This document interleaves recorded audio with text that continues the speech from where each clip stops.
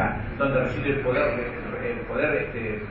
económico, porque el poder político tiene la convicción y la necesidad de la voluntad popular, y no vamos a burlar la voluntad popular de ninguna manera.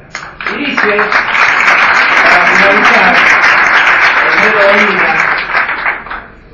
que la agenda del gobierno está llena de sueños de pizzerías y de sueños de cafetines. Y de esto, ustedes que somos viejos militantes y que lo sabemos, si nos vemos quedando boludeando en la noche, en el cafetino, hablando de qué haríamos nosotros si nos toca. Bueno, te va a tocar ahora. Ahora va a tener que...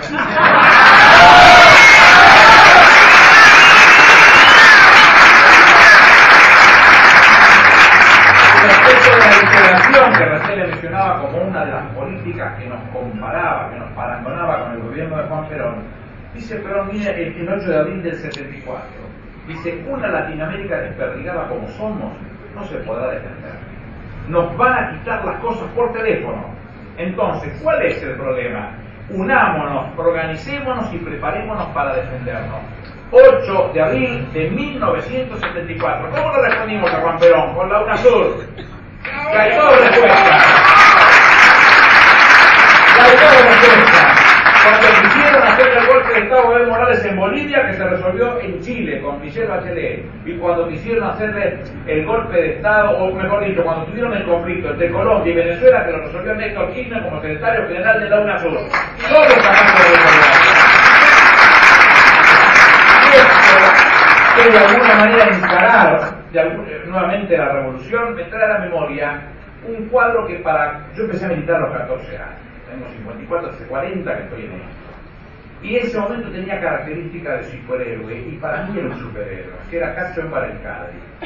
Y uno lo veía siempre involucrado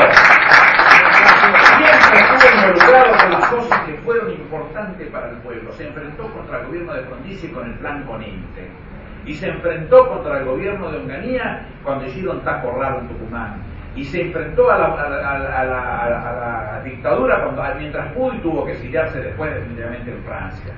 Terminó pobre como terminan estos tipos, pero con una convicción fenomenal. ¿Y qué decía? Su madre estaba presente, se me cayó un larigón, en la presentación del libro. ¿Qué decía Cacho? Además milita con nosotros. ¿Qué decía Cacho? Bueno, hemos perdido, decía. No pudimos hacer la revolución. Nosotros estamos ocupándonos de eso. La juventud tiene que ocuparse de eso.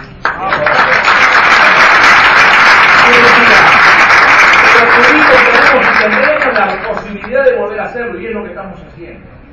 Pero además decía, habremos ganado cada vez que alguno de estos pibes lea nuestros papeles y se dé cuenta que no todo se compra y no todo se venda, y tenga ganas de querer cambiar el mundo. Eso es el proyecto político que arrancó Néstor y que está llevando a la práctica Cristina Fernández de Kirchner. Ese es el proyecto político.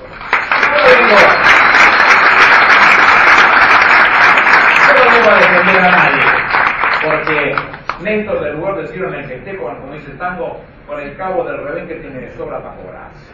No me voy a defenderlo. Y a Cristina, yo, el que la quiera enfrentar, yo les aconsejo que choquen de frente con un tren cargado con piedra.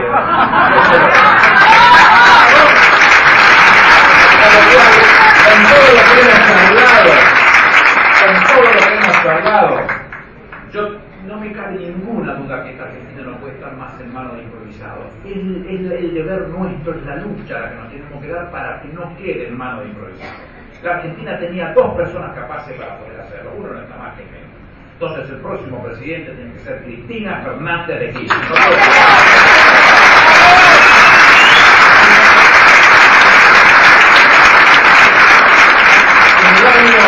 En el año 33, don Arturo, por entonces, seguía siendo un oligoyenista furioso, hace una revolución y se enfrenta al gobierno de Agustín Pedro Justo con distintos focos, y el último de los focos en nuestro llegar es el foco del Paso de los Libres.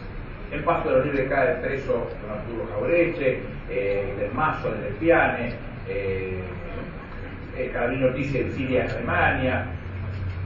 En esa ocasión escribe don Arturo El Paso de los Libres, con un prólogo de alguien que después lo terminó negando, pero todos sabemos cómo terminó la cosa, que era por entonces antisarmientino de pensamiento nacional, que se llamaba Jorge Luis Borges. Entonces, en ese Paso de los Libres, él escribe unos versos que después los utiliza en 1968 para cerrar la presentación de el manual de sonceras argentinas, y yo utilizo para dar por terminada esta charla y agradecerle el respeto con el que me han escuchado. Y dice don Arturo: les he dicho todo esto, me parece que para nada, porque a la gente asonsada no la curan con consejos. Cuando muere el sonso viejo, queda la sonsa preñada.